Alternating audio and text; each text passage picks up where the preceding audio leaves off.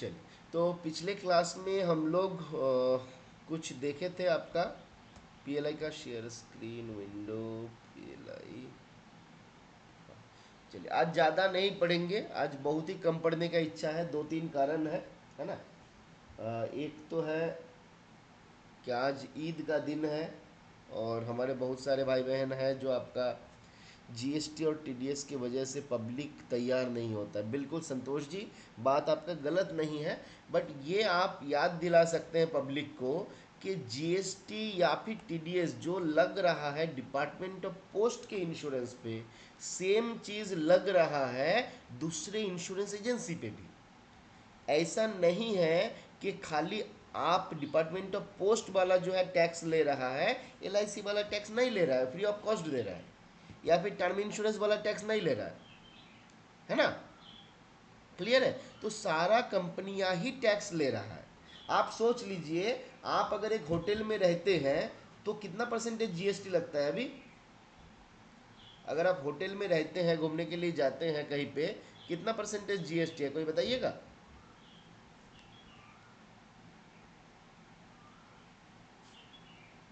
Idea? Actually हम भूल गए हैं इसलिए पूछ रहे हैं। जितना हमको याद आ रहा है 18% जीएसटी होगा। अब ये 18%, नो आइडिया, चलिए गेट आइडिया कर लेते हैं।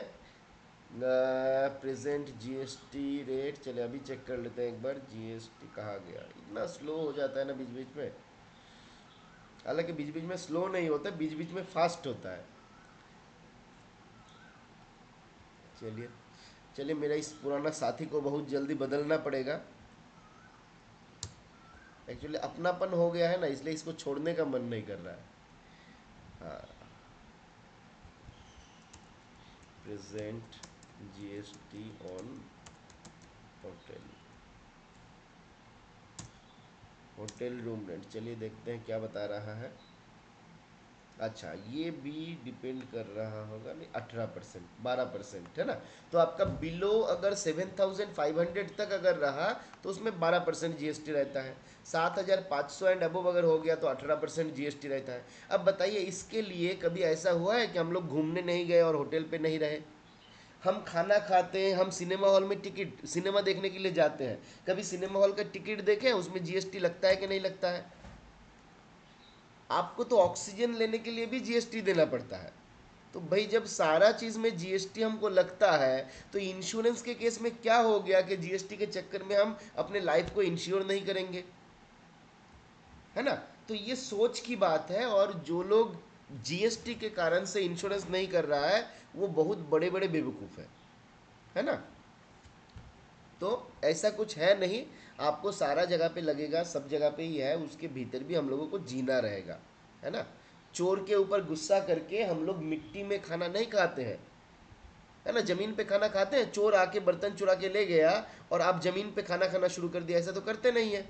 हम फिर बर्तन खरीदते हैं, और हम थोड़ा ही बोलते हैं कि भाई एक बार बर्तन लेके गया, हम दोबारा बर्तन खरीदेंगे नहीं, हम जमीन पे ही खाएंगे, है ना। तो कभी अगर ऐसा होता है कि किसी कारणवश हमारे ऊपर कोई चीज़ हुआ है, बट हमको समझाना पड़ेगा, है ना। ठीक है, किसका सवाल था? No idea, get idea, hope 9, Santosh ji. लेकिन सर, पोस्ट ऑफिस के पास स्कीम कम है, एलआईसी। देखिए बात क्या है ना आपका, कभी कभी हम लोग क्या करते हैं कि बहुत चीज़ घुमा फिरा के ये वो करके हम लोग अलग अलग स्कीम बनाए हुए हैं। अब आपके पास जो चीज़ है उसी को आपको बेचना है, और उसका क्वालिटी भी काफ़ी अच्छा है ना। उसका क्वालिटी भी काफ़ी अच्छा है, ऐसा नहीं है कि हमारा जो पॉलिसी है वो ख़राब है। आपको देखना पड़ेगा। एलआईसी के केस में हम पर्सनली झेले हुए हैं। मेरा पापा का डेथ हो गया था और अर्ली डेथ क्लेम था। क्लेम सेटलमेंट होने में लगभग हमको 1.5 साल लगा, है ना। तो 1.5 साल बाद आपका क्लेम सेटल हुआ। अब हमको अगर कोई बंदा आके बोलेगा कि तू एलआईसी कर ले, हम तो जाके घर पे पीट के आएंगे, है ना। तो आफ्टर सेल सर्विस और सारा चीज़ भी मैटर करता है, और साथ में, अच्छा आपका भी सेम एक्सपीरियंस है?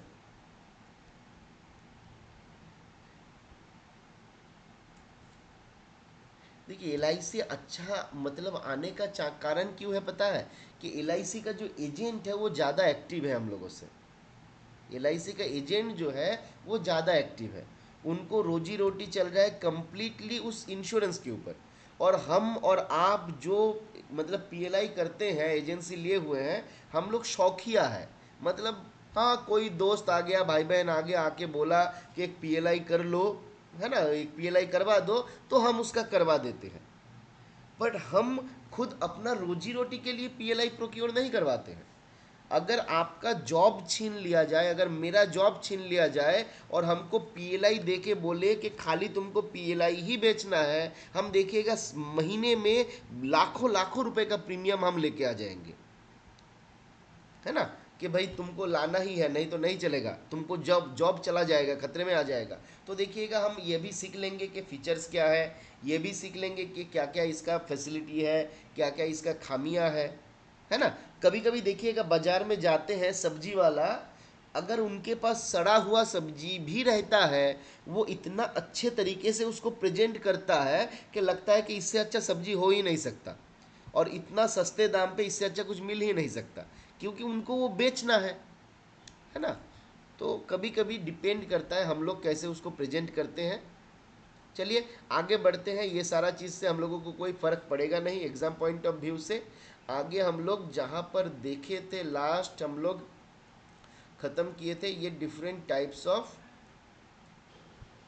अच्छा एक मिनट प्लीज़ वेट करिए, आज तो हेलो, हेलो, हाँ जी, गुड मॉर्निंग जी।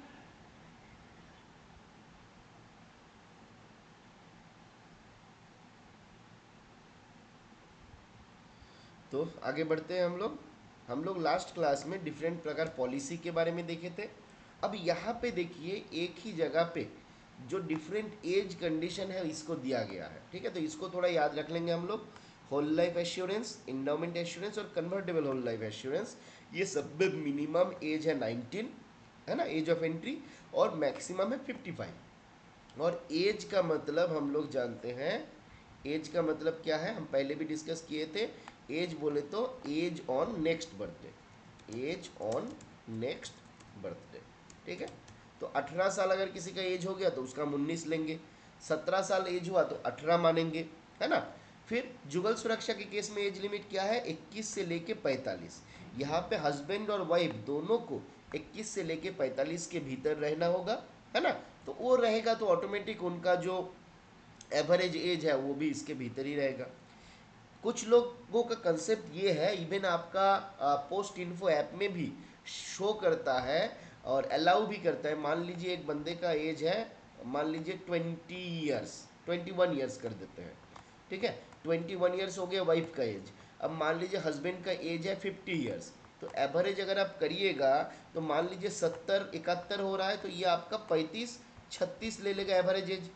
तो उस हिसाब से ये एलिजिबल होना चाहिए अगर आप नॉर्मल पोस्ट इन्फो के हिसाब से देखिएगा। बट ये आपका अलाउड नहीं है, याद रखना है, ये अलाउड नहीं है, खाली एवरेज एज नहीं, यहाँ पे बोथ जो पार्टी है उसका मिनिमम और मैक्सिमम एज जो है 21 से लेके 45 ईयर्स के भीतर होना चाहिए। एंटीसिपेटेड एंडोमेंट एश्योरेंस में एज लिमिट क्या है, तो बोला कि 19 साल से लेके 40 और 45। अगर 20 साल वाला पॉलिसी होगा तो 40 ही होगा, आपका 15 साल वाला होगा तो आपका 45 भी हो सकता है, 40 भी हो सकता है, जो आपका इच्छा है, कोई इशू नहीं है। चिल्ड्रेन पॉलिसी में बच्चे का एज 5 से 20 साल, पेरेंट का age 45 years. Non medical policy हमने देखा था 19 से 40 अगर होगा, ये हो जाएगा इरेस्पेक्टिव ऑफ क्या हो जाएगा, ये आपका मैक्सिमम कितना हो जाएगा, 19 से 40 के भीतर अगर रहेगा तो 19 से 40 के भीतर अगर रहेगा तो मैक्सिमम आप 5 लाख का कर पाइएगा, है ना, नॉन मेडिकल पॉलिसी। अगर 40 एक्सीड कर गया तो वहाँ पे आप कितने का कर पाइएगा, तो केवल 2 लाख का ही कर पाइएगा। और ये जो 5 लाख या 2 लाख है, ये इंक्लूडिंग ऑल पॉलिसीज़ है, इंक्लूडिंग ऑल पॉलिसीज़, है ना। मतलब पहले मान लीजिए मैंने आपका 2 लाख का किया, फिर 2 लाख का किया, फिर मैं 2 लाख करना चाहता हूँ, तो भाई पहले से आपका 4 लाख हो चुका है, तो इस बार आप केवल 1 ही लाख का कर पाइएगा, 2 लाख का नहीं कर पाइएगा, ठीक है। चलिए एबो 5 लाख अगर पॉलिसी करना है तो एज लिमिट किया गया कि 50 से ज़्यादा अगर एज हो जाएगा तो 5 लाख से ज़्यादा अमाउंट का पॉलिसी नहीं होगा। ये हमको याद रखना रहेगा कि 50 से ज़्यादा अगर एज हो जाएगा, 50 तक एज हो जाएगा, उसके बाद 5 लाख से ज़्यादा अमाउंट का पॉलिसी नहीं होगा। क्लियर है? आगे बढ़ा जाए।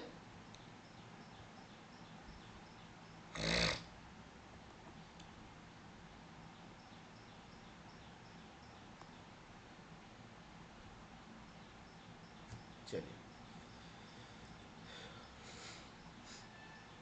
आगे क्या बोला गया? आगे बोला गया bonus rate at a glance. अब बोनस रेट हम पहले भी देख चुके हैं।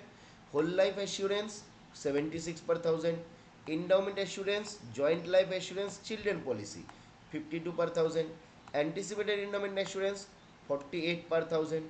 कन्वर्टेबल होल लाइफ एश्योरेंस अगर होगा तो whole life bonus rate would be applicable. Normally whole life bonus rate ही एप्लीकेबल रहेगा, बट ऑन कन्वर्शन जब हम कन्वर्ट कर देंगे तब इंडाउमेंट बोनस रेट एप्लीकेबल होगा। मतलब बिफोर कन्वर्शन और आफ्टर कन्वर्शन होल लाइफ का बोनस रेट यानी कि 76 पर थाउजेंड मिलेगा, जब कन्वर्ट कर देंगे उसके बाद 52 हो जाएगा। क्लियर है? आगे बढ़ते हैं हम लोग। एक आता है टर्मिनल बोनस। टर्मिनल बोनस क्या होता है? तो लॉन्ग टर्म वाला पॉलिसी जो है उसके लिए बताया जा रहा है। देखिए बोला गया whole life assurance and endowment assurance, ये दोनों पॉलिसी में टर्मिनल बोनस दिया जाता है ना? कितना दिया जाता है? तो बोला कि अगर पॉलिसी टर्म 20 ईयर्स और मोर है, अगर 20 साल या उससे ज़्यादा का है, तो प्रति 10,000 सम एश्योरेंस के लिए हम 20 रुपये का बोनस देते हैं। 10,000 सम एश्योरेंस के लिए 20 रुपये का बोनस देते हैं। तो 1 लाख सम एश्योरेंस हो गया तो 200 हो गया, 10 लाख हो गया तो 2,000 हो गया। बट बोला कि नहीं, हम 2,000 नहीं देंगे, मैक्सिमम हम 1,000 देंगे। मतलब मैक्सिमम आप अगर याद रखना है कि मैक्सिमम 5 लाख का पॉलिसी का अगर होता तो उस हिसाब से मेरा 1,000 बोनस आ जाना चाहिए था। तो मैक्सिमम 1,000 ही टर्मिनल बोनस होता है। ये वाला हमारा एक ड्रॉबैक है, यहाँ पे टर्मिनल बोनस हम कम देते हैं। LIC या दूसरे कुछ पॉलिसी के केस में ऐसा है जो लोग टर्मिनल बोनस थोड़ा ज़्यादा देते हैं, है ना? ये हमारा एक जगह है जो हमारा कमजोरी का जगह है। तो बोनस याद रहेगा टर्मिनल वाला कि 1,000 सम एश्योरेंस पे कितना देंगे? तो 20 रुपये देंगे। 1,000 सम एश्योरेंस पे 20 रुपये। मैक्सिमम कितना देंगे? तो मैक्सिमम 1,000 देंगे। ठीक है, तो ये हमको याद रखना रहेगा। आगे बढ़ते हैं हम लोग। अब PLI हमने ये ऑलरेडी देख चुका है कि PLI पॉलिसी जो है मिनिमम 10,000 का होगा, है ना? मैं सॉरी, मिनिमम जो है 10,000 के मल्टीपल में होगा और मिनिमम 20,000 का होगा। 10,000 के मल्टीपल में मिनिमम 20,000, मैक्सिमम 50 लाख का होगा। Non medical policy maximum 5 lakh का होगा। फिजिकली चैलेंज्ड पर्सन जो है उन लोगों के लिए भी 50 लाख का पॉलिसी हो सकता है ना? प्रीमियम पेमेंट कहाँ कहाँ किया जा सकता है? तो पोस्ट ऑफिस के काउंटर में, IPPB मोबाइल में, माइक्रो ATM के थ्रू, है ना? स्टैंडिंग इंस्ट्रक्शन जो है IPPB अकाउंट में, वहाँ से किया जा सकता है। इंटरनेट बैंकिंग के माध्यम से, पोस्ट ऑफिस ATM के माध्यम से। तो ये सारा आपका प्रीमियम पेमेंट का ऑप्शन है जिसके माध्यम से प्रीमियम पे किया जा सकता है। ठीक है, आगे मेडिकल रिपोर्ट कौन सा केस में नेसेसरी है? तो हमने ऑलरेडी देखा था एंटिसिपेटेड एंडोमेंट एश्योरेंस और जुगल सुरक्षा। इस पॉलिसी में आपका मेडिकल रिपोर्ट का मैंडेटरी था कि मेडिकल सर्टिफिकेट आपको देना ही पड़ेगा। फिर बोला कि जब पॉलिसी 35 साल के एज में मैच्योर हो रहा है, मान लीजिए आपका 19 साल एज है, आपने PLI लिया और मैच्योरिटी एज चूज किए 35 ईयर्स, तो चाहे आप किसी भी प्रकार का पॉलिसी लीजिए और कितना भी सम एश्योरेंस का लीजिए, चाहे 1 लाख का ही पॉलिसी लीजिए, आपका मेडिकल एग्जामिनेशन मैंडेटरी हो जाएगा। एग्रीगेट सम एश्योरेंस अगर 5 लाख एक्सीड हो जाता है तो मैंडेटरी हो जाएगा। और अगर एज ऑफ एंट्री 40 एक्सीड कर जाता है, सम एश्योरेंस 2 लाख एक्सीड कर जाता है, तो मेडिकल आपका नेसेसरी हो जाएगा। क्लियर है? तो ये फॉलोइंग केसेस है जहां पे मेडिकल आपका मैंडेटरी हो जाता है। याद रहेगा? आगे बढ़ते हैं। अब रिबेट का कैलकुलेशन, एक जब हम प्रीमियम को फिक्स करते हैं उस टाइम पे रिबेट का कैलकुलेशन किया जाता है। कैसे किया जाता है? तो बोला गया प्रति सम एश्योरेंस 20,000 के लिए, सम एश्योरेंस 20,000 के लिए 1 रुपये का रिबेट दिया जाता है। ये ऑल पॉलिसी अदर देन जुगल सुरक्षा। जुगल सुरक्षा के केस में क्या होता है? तो रिबेट मिलता है 1 रुपया, है ना? कब? बोला कि पहला 40,000 सम एश्योरेंस पे, फिर एडिशनल एवरी 10,000 पे 1 रुपये करके प्रीमियम बढ़ेगा, है ना? अब रिबेट बढ़ेगा। जैसे एक एग्जांपल हम लोग ले लेते हैं, मान लीजिए 2 केसेस हम एक लेते हैं। एक इंडोमेंट एश्योरेंस पॉलिसी है जो मैंने किया था सपोज 5 लाख का, ठीक है, और एक जुगल सुरक्षा मैंने किया, ये भी मैंने किया 5 लाख का, ठीक है। अब हम देखेंगे रिबेट किस में कितना मिलेगा, ठीक है। अब देखिए रिबेट कैलकुलेट करने के लिए हमने क्या देखा, 20,000 पे रिबेट मिलता है नॉर्मल पॉलिसी के केस में, एंडोमेंट में कितना मिलेगा, 1 रुपये का रिबेट मिलेगा। मतलब 1 लाख अगर हम करेंगे तो 1 लाख में कितने का रिबेट मिलेगा, 1 लाख में 5 रुपये का रिबेट मिलेगा। तो 1 लाख में 5 मिला तो 5 लाख में कितना मिलेगा, 5×5=25 रुपये का रिबेट मिलेगा। यही हम जुगल सुरक्षा में आते हैं। तो बोला गया पहला जो 40,000 है उसमें 1 रुपये का रिबेट मिलेगा, ठीक है, पहला 40,000 पे। तो 40,000 प्लस 4,60,000, तो ये 40 रुपये में मिलेगा 1 रुपये रिबेट, और ये 4,60,000 है ना, तो इसमें मिल जाएगा 46 रुपये का रिबेट, है ना। इसमें आपका देखिए हर 10,000 पे, तो 10,000 पे 1 रुपया आपका रिबेट है, तो 4,60,000 पे 46 रुपये का रिबेट होगा। तो यहाँ पे टोटल आपका 47 रुपीज़ का रिबेट होगा। तो अगर आप जुगल सुरक्षा का पॉलिसी करते हैं तो प्रीमियम, ये जो रिबेट है ना, it is included in premium, ये आपका प्रीमियम के भीतर ही इंक्लूडेड रहता है ना, ये आपका प्रीमियम के भीतर ही इंक्लूडेड रहता है। तो इसको अलग से आपको नहीं मिलेगा, अलग से आपको समझ में नहीं आएगा, बट जब हम लोग प्रीमियम फिक्स करते हैं तो ये वाला रिबेट हम कस्टमर को देते हैं, ठीक है। चलिए आगे बढ़े। आगे यहाँ पे दिखाया गया आपका कि पीएलआई पॉलिसी में हम कैसे प्रीमियम को कैलकुलेट करते हैं, कैसे बोनस को कैलकुलेट करते हैं, है ना, कैसे मैच्योरिटी वैल्यू कैलकुलेट होता है। तो एक रैंडम एग्जाम्पल यहाँ पे दिया गया कि कोई एक एम्प्लॉय है जिसका 30 साल एज है, उनको 1 लाख का पीएलआई करना है जो 58 ईयर्स में जाके मैच्योर होने वाला है ना। अब हमको कैलकुलेट करना है, तो भाई इस बंदे का एज है 30 साल, हमने देखा अगर ये 10,000 के मल्टीपल में हमारा पीएलआई होता है तो 10,000 के लिए प्रीमियम हमका पड़ता है 28 रुपये। 10,000 के लिए हमको प्रीमियम पड़ता है 28 रुपये। तो 1 लाख के लिए प्रीमियम कितना पड़ेगा, तो भाई 28 को मल्टीप्लाई कर दीजिए 10 से, 280 रुपये हमारा प्रीमियम पड़ेगा। अब हमने देखा था 20,000 पे रिबेट था 1 रुपया, तो 1 लाख में रिबेट कितना होगा, 1 लाख में रिबेट होगा 5 रुपया। तो हमने यहाँ पे क्या किया, 280 से 5 माइनस किए और मेरा मंथली प्रीमियम फिक्स कर दिया गया कितना, 275 रुपीज़। तो एनुअल कितना हुआ, 275 इंटू 12 तो 3,300 रुपये। तो 28 साल मैंने पॉलिसी किया था, 30 साल में मैच्योरिटी था 58 ईयर्स में, तो 28 साल मेरा पॉलिसी चलने वाला था। तो 28 साल में मैंने कितना दिया, 92,900 दिया, ठीक है। अब मैंने ये 92,900 दिया था प्रीमियम। अब इस प्रीमियम के साथ हमको, अब देखिए अब हम मैच्योरिटी वैल्यू जब कैलकुलेट करेंगे तो ये प्रीमियम मैटर नहीं करेगा। यहाँ पे क्या आ जाएगा, यहाँ पे आ जाएगा मेरा सम एश्योरेंस। मेरा सम एश्योरेंस कितने का था, सम एश्योरेंस मेरा था 1 लाख का, है ना। बोनस कितना मिलेगा, तो अभी के रेट में प्रति 1,000 पे हमको बोनस मिलता है 52 रुपया। 100,000 पे कितना मिलेगा, 5200 मिलेगा, है ना। और 100,000 पे हमारा 5200 हुआ 1 साल का। अब 28 साल में कितना होगा, इंटू 28 कर दीजिए, है ना। तो 5200 इंटू 28 करने पे आपका आ गया 1,45,600। अब ये 1,45,600 मैं सम एश्योरेंस के साथ ऐड करूंगा, तो सम एश्योरेंस के साथ ऐड किया, आ गया इतना, है ना। अब इसके साथ हमको, हमने देखा था कि आपका टर्मिनल बोनस एक दिया जा रहा था। टर्मिनल बोनस हम लास्ट पेज में ही देखे हुए थे, यहाँ पे ही देखे हुए थे कि 10,000 सम एश्योरेंस के लिए 20 रुपये देता है। तो 10,000 में अगर 20 रुपये देता है, 100,000 में कितना देगा, तो 200 रुपये देगा। तो ये जो अमाउंट था मेरा, इसके साथ 200 रुपये ऐड हो जाएगा, है ना। तो हमने यहाँ पे प्रीमियम दिया था बेसिकली, मान लीजिए इतना, इसमें सम एश्योरेंस आया इतना प्लस 200, तो मेरा बेसिकली अप्रॉक्स इतना अमाउंट का फ़ायदा यहाँ पे हो रहा है, ठीक है। तो ये हमारा पीएलआई का कैलकुलेशन आता है, जो आप मोटा मोटी एक बार बेसिक आइडिया इसमें दिया गया। इसके भीतर बहुत सारा चीज़ है जिसको नहीं लिया गया, जैसे जीएसटी वगैरह ये सब, उसको नहीं लिया गया ताकि ये कैलकुलेशन थोड़ा सिंपल रहे, ठीक है। कौन सा वाला रिपीट करें, प्रदीप जी बताइए, कौन सा वाला क्लियर नहीं हुआ, कहाँ तक क्लियर हुआ था, एक बार हमको बता दीजिए कहाँ तक क्लियर हुआ था। परितोष जी वीडियो ऑफ कर लीजिए, आपका गाड़ी अच्छा है, हमरा तो डाउट हो रहा है आपके ऊपर, अब गाड़ी वाड़ी खरीद लिए हैं का चीज। चलिए अच्छी बात है, इंस्पेक्टर पहले से ही बन गए, बट अब आ गया, चलिए सर, चलिए ठीक है, चलिए रिबेट समझ में आ गया। ठीक है, तो आगे बढ़ते हैं हम लोग। आगे क्या बताया गया, rebate for advance premium. Rebate for advance premium क्या बोला जा रहा है, 12 महीने का अगर पॉलिसी रहेगा तो 2% मिलेगा रिबेट, 6 महीने का प्रीमियम जमा करेंगे तो 1% रहेगा। ये आपका पीएलआई के केस में। आरपीएलआई के केस में क्या होता है, एक एडिशनल रिबेट मिलता है 3 महीने का प्रीमियम देने पर भी।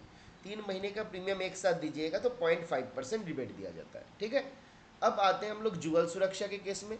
तो 12 महीने का अगर आप प्रीमियम जमा करिएगा तो 1 महीने का जो प्रीमियम है उसका 50% आपको रिबेट दे दिया जाएगा। ठीक है, जुगल सुरक्षा मेरा बड़ा पसंदीदा पॉलिसी है। मान लीजिए मैं 2000 मंथली प्रीमियम है और मैंने एक बार में 12 महीने के देने के लिए आ गया, 24,000 रुपये में देने के लिए आ गया, तो सीधा 1,000 मुझको डिस्काउंट दे देगा, 1,000 मेरा रिबेट हो जाएगा। क्लियर है, आगे बढ़ते हैं हम लोग।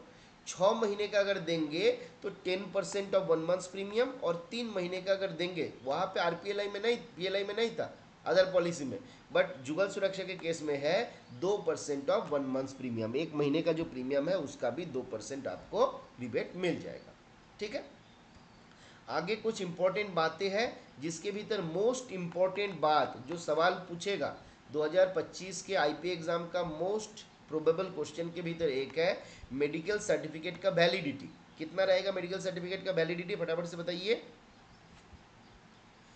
रिबेट फॉर 1 मंथ और 1 ईयर, रिबेट फॉर 1 मंथ और 1 ईयर मतलब, देखिए प्रशांत जी, आपका इंडाउमेंट एश्योरेंस वगैरह पॉलिसी के केस में क्या होता है, सीधा जो आप प्रीमियम दिए, जितना प्रीमियम दिए टोटल उसके ऊपर लग जाएगा, है ना। मान लीजिए 2% रिबेट बोले, तो आपने सपोज 10,000 रुपये आपने प्रीमियम जमा किया, तो सीधा 10,000 का 2% हो जाएगा।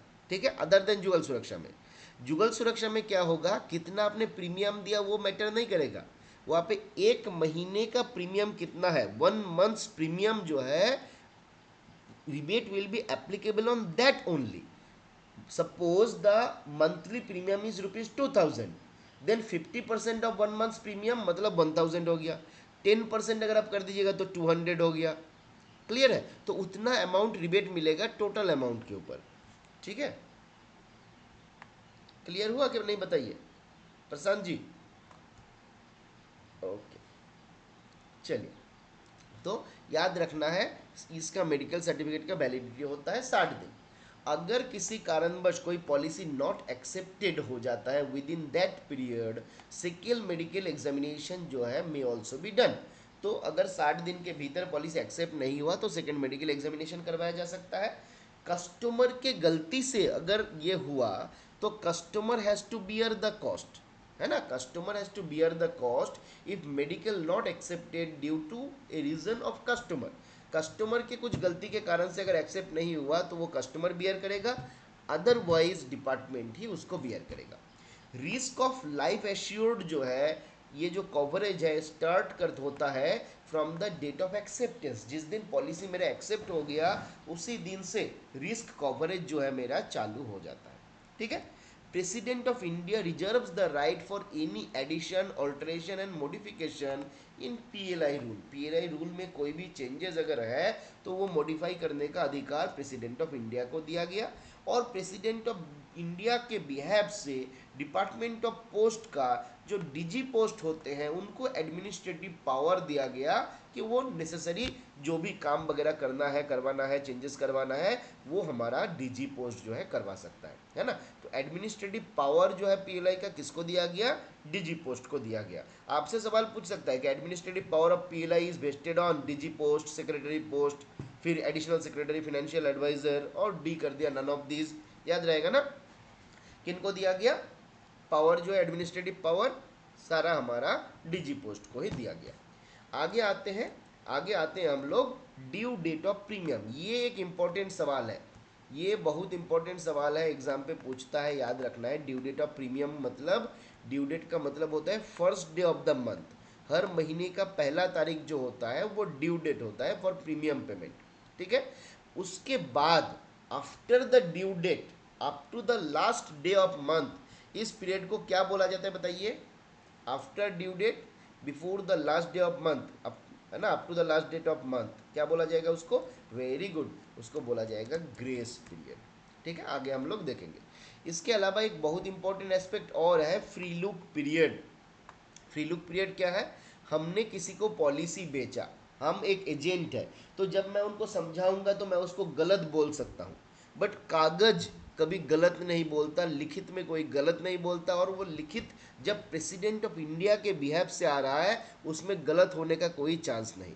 तो आप बॉन्ड देखने के बाद आपको अगर लगता है कि नहीं, ये पॉलिसी जो है ये मेरे कप ऑफ टी नहीं है, I don't want to procure this policy, तो हम लोग बचपन में बोलते थे ना कि दरवाज़ा जानना खुला हुआ है, खिड़की खुला हुआ है, अगर मेरा सामान पसंद नहीं है तो आप खिड़की से बाहर फेंक दो, है ना। सिमिलरली यहाँ पे आप बाहर फेंक सकते हैं within 15 days from the date of delivery period of the bond. जिस दिन बॉन्ड को डिलीवरी किया गया वहाँ से 15 दिन के भीतर आप उसको क्या कर सकते हैं, आप उसको कैंसिल करवा सकते हैं, जिस पीरियड को हम बोलते हैं फ्री लुक पीरियड। याद रहेगा, फ्री लुक पीरियड 15 दिन का समय देते हैं, इसके भीतर आपको अगर मेरा पॉलिसी पसंद नहीं है तो यू में कैंसिल द पॉलिसी, है ना, तो वो हमारा कैंसिलेशन हो जाएगा। आपका सारा प्रीमियम, केवल मेडिकल एग्जामिनेशन का जो फीस है उसको डिडक्ट कर लिया जाएगा, बाकी सारा अमाउंट कस्टमर को वापस कर दिया जाएगा। ठीक है, इसके बाद यहाँ पे आपका बताया गया है नया प्रपोजल जब आता है, रिवाइवल होता है, सरेंडर होता है, फोर्स सरेंडर, मैच्योरिटी सर्वाइवल, है ना, फिर आपका डेथ क्लेम, है ना, तो ये सारा चीज़ के लिए एक्सेप्ट डेथ क्लेम लिमिट दिया गया। देखिए डेथ क्लेम को छोड़ के बाकी सारा केस में सेम लिमिट। क्या बोला गया? कि बोला गया अगर up to and equal to 20 lakh रहा, अगर 20 लाख तक मेरा सम एश्योरेंस एंड एग्रीगेट, देखिए revised approval limit for single और एग्रीगेट सम एश्योर, है ना, तो अगर ये 20 लाख तक रहा, एग्रीगेट होगा तो भी, मैंने पहले 7 लाख का पॉलिसी किया, फिर 8 लाख का पॉलिसी किया, फिर मैं कर रहा हूँ मान लीजिए 5 लाख का पॉलिसी, तो ये मिलके मेरा हो गया 20 लाख, तो मैं इसके भीतर रहूँगा। बट यही अगर मैं 6 लाख कर देता तो मैं आ गया इसके भीतर, तब मेरा यहाँ आ जाता, है ना। तो ये हमको याद रखना रहेगा कि ये इंडिविजुअल भी है और एग्रीगेट भी है। अगर पहले से मेरा दूसरा पॉलिसी है तो ये मेरा एग्रीगेट कहलाया जाएगा। तो अप टू 20 लाख अगर रहेगा, पोस्ट मास्टर ही सफिशियंट है उसको अप्रूव करने के लिए। जो post master higher selection grade 1 और हायर सिलेक्शन ग्रेड 2 का रहेंगे, सीनियर पोस्ट मास्टर रहेंगे, deputy chief post master, HO के केस में आपका मान लीजिए डायरेक्टर के द्वारा अगर कोई एचओ को हेड किया जाता है उसके केस में जो एडी रहेंगे, तो ये सारा लोग जो है अप्रूविंग अथॉरिटी है कितने अमाउंट का, अप टू ₹20 लाख। बट अगर ये 20 लाख एक्सीड कर जाता है तो ये हेड ऑफ द डिवीजन के पास चला जाएगा, या फिर चीफ पोस्ट मास्टर के पास चला जाएगा, या फिर अगर एचओ डायरेक्टर के द्वारा हेडेड हो रहा है, जैसे मान लीजिए कोलकाता जीपीओ टाइप है, बड़ा वाला एचओ है, तो वहाँ पे जो डायरेक्टर है, डिप्टी डायरेक्टर है, उनके पास चला जाएगा। ठीक है, तो ये हमको याद रखना रहेगा कि greater than 20 lakh up to ₹50 lakh. ठीक है, अगर अर्ली डेथ क्लेम हो गया, अगर अर्ली डेथ क्लेम हो गया तो सारा केस में क्या होगा? तो बोला जा रहा है अर्ली डेथ क्लेम मीन्स, तो वो हम बाद में देखते हैं, बट याद रखना है अर्ली डेथ क्लेम चाहे 20,000 का हो, चाहे 20 लाख का हो, चाहे 50 लाख का हो, अप्रूविंग अथॉरिटी सेम है in all cases irrespective of sum limit sum assurance. कितना सम एश्योरेंस है डजेंट मैटर, सारा केस में अप्रूविंग अथॉरिटी कौन रहेंगे? जो डायरेक्टर जीपीओ का रहेगा, है ना, या फिर डायरेक्टर एचक्यू का रहेंगे, या फिर रीजनल डीपीएस रहेंगे, तो ये हो जाएंगे हमारा approving authority in case of all policies. अब आते हैं हम लोग अर्ली डेथ क्लेम हम किसको बोलते हैं? तो बोला गया जिस दिन पॉलिसी एक्सेप्ट हुआ, अगर उससे 3 साल के भीतर कोई बंदा का डेथ हो जाता है, पॉलिसी होल्डर का डेथ हो जाता है, नंबर 1 कंडीशन। दूसरा, जिस दिन पॉलिसी रिवाइवल हुआ, अगर वहां से 3 साल के भीतर किसी का डेथ हो जाता है तो उस पॉलिसी को हम बोलते हैं अर्ली डेथ क्लेम। और अर्ली डेथ क्लेम का सेटलमेंट हमेशा कौन करेगा? जो मेरा डायरेक्टर है जीपीओ का, एचक्यू का, डायरेक्टर एचक्यू या फिर रीजनल डीपीएस, उनके द्वारा किया जाएगा। क्लियर है? आगे और थोड़ा सा एक इंपॉर्टेंट चीज यहाँ पे दिया गया, नो नॉमिनेशन क्लेम सेटलमेंट, यानी जैसे हम लोग सेविंग्स के केस में देखे हैं कि 5 लाख से ज़्यादा अमाउंट हो जाएगा तो बिना नॉमिनेशन का क्लेम सेटलमेंट हो ही नहीं पाएगा, है ना। बिना अमाउंट क्लेम ये का नॉमिनेशन आपका क्लेम सेटलमेंट हो ही नहीं पाएगा। पीएलआई के केस में क्या बोला गया, in case of claim for an amount up to 3 lakh, 3 lakh तक का जो अमाउंट रहेगा, वेयर नो नॉमिनेशन एग्जिस्ट और nominee predeceases insurant, insurance के डेथ से पहले नॉमिनी का डेथ हो गया या फिर नॉमिनी है ही नहीं, ऐसा केस में देखिए नॉर्मल सर्कमस्टेंसेस बोल रहा है कि प्रोडक्शन ऑफ सर्टिफिकेट जो है, production of succession certificate is required. अगर आपका नॉमिनी नहीं है, हमारा नॉमिनी नहीं है या फिर नॉमिनी का पहले डेथ हो गया तो ऐसा केस में production of succession certificate is required. पर अप टू 3 लाख का अगर सम एश्योरेंस है तो प्रोडक्शन ऑफ सक्सेशन सर्टिफिकेट को वेब ऑफ किया जा सकता है कि आवश्यकता नहीं है। पर ये कौन करेगा, हेड ऑफ सर्किल करेगा, और इसके लिए रिकमेंडेशन कौन देगा, तो पोस्ट मास्टर जनरल जो है इसका रिकमेंडेशन देगा। और जब ये हेड ऑफ सर्किल के द्वारा ये वेव ऑफ किया गया उसके बाद the case will be settled by the post master और मैनेजर सेंट्रल प्रोसेसिंग सेंटर, यानी कि सीपीसी का जो मैनेजर रहेंगे उनके द्वारा, या फिर हेड ऑफ द डिवीजन या पोस्ट मास्टर जनरल, है ना, जो भी हमारा रहेगा वो जिनके क्लेम लिमिट के भीतर आ रहा है ना, उनके द्वारा इसको आपका सेटल किया जाएगा। तो फंडा यहाँ से सवाल एक ही पूछने का चांसेस है कि 3 लाख अगर एक्सीड हो जाता है तो परमिशन कौन देगा वेब ऑफ का, बताइए फटाफट से। 3 लाख से ज्यादा हो जाएगा तो परमिशन कौन देगा बिना सक्सेशन सर्टिफिकेट का, फटाफट से बताइए, पब्लिक चैट में जवाब दीजिए।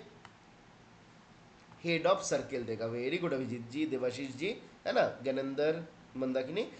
अगर ऐसा केसेस होता है यहाँ पे रिकमेंड कौन करेगा बताइए, हेड ऑफ सर्किल जो है वो आपका क्या करेगा, वेब करेगा, बट रिकमेंडेशन रहेगा पीएमजी का, जो हेड ऑफ का रीजियन है उनका रिकमेंडेशन रहेगा। क्लियर है। ग्रेस पीरियड हम ऑलरेडी देख लिए हैं, आज ही के दिन में हम लोग ग्रेस पीरियड देख लिए हैं कि ग्रेस पीरियड मतलब बोला गया grace period refers to the specified time period after the premium payment is due, है ना।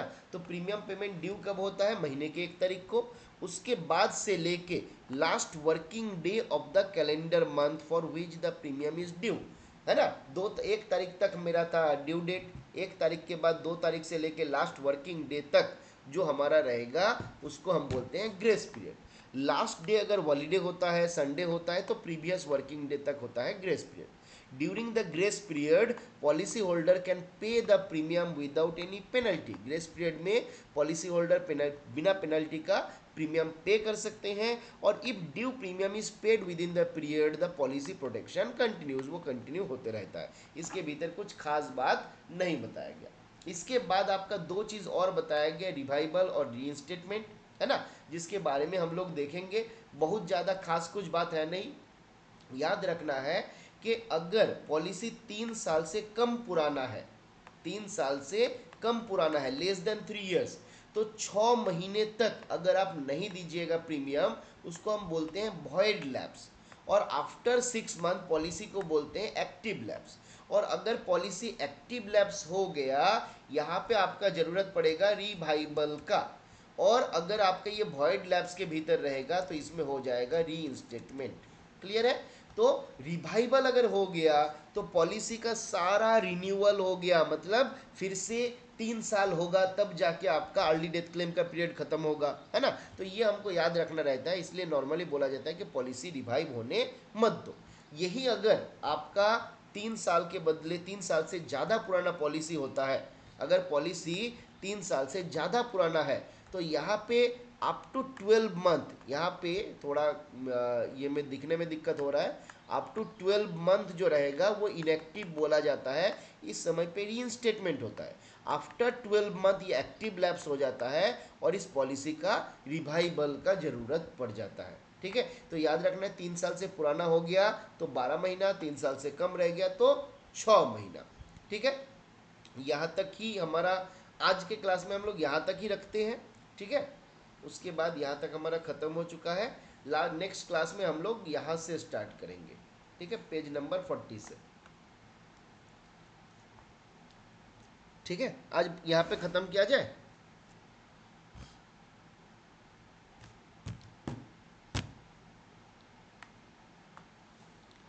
चलिए, थैंक यू ऑल, आप सबको बहुत बहुत धन्यवाद।